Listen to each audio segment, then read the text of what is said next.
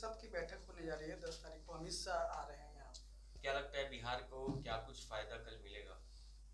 यह बिहार के लिए तो बैठक है भी नहीं, इसलिए फायदे का सवाल कोई अलग से नहीं माना जाना चाहिए।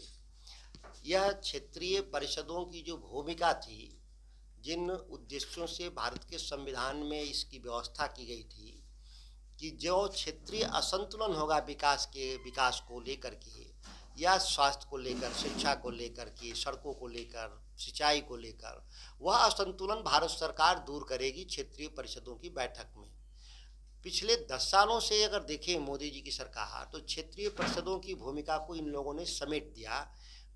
बेहद ही सतही तरीके से इसको देखने का इन लोगों ने काम किया। केंद्रीय निवेश नहीं बढ़ने से पूर्वी भारत में, खासतौर से बिहार जैसे राज्य में लगातार हम पिछड़ते जा रहे हैं।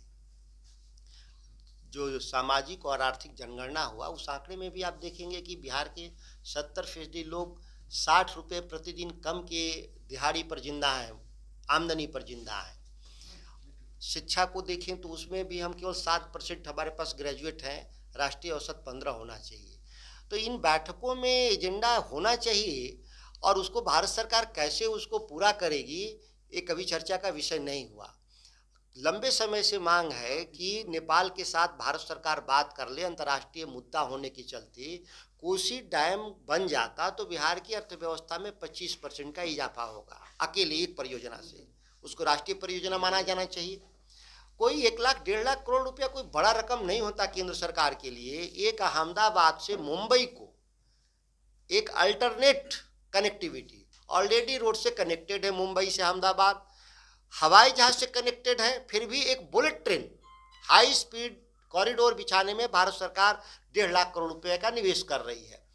तो चंद लोगों के लिए, जिसमें हमारे रोज प्रतिदिन वो 10,000 लोग यात्रा करेंगे, लोगों के लिए 1.5 लाख करोड़ खर्च कर रही है केंद्र सरकार। तो ये कोसी डैम पर अगर जरूरत हो 1 लाख करोड़ का भी, तो बिहार की आधी आबादी उससे लाभान्वित होगी। यह एजेंडा आज से पेंडिंग नहीं है। इसीलिए मुझे बहुत उम्मीद नहीं है कि अमित शाह जी के नेतृत्व में जो विकास के लिए जो बैठक होगा पूर्वी भारत के लिए, उससे कोई नई आशा जगेगी, ये मुझे उम्मीद नहीं है।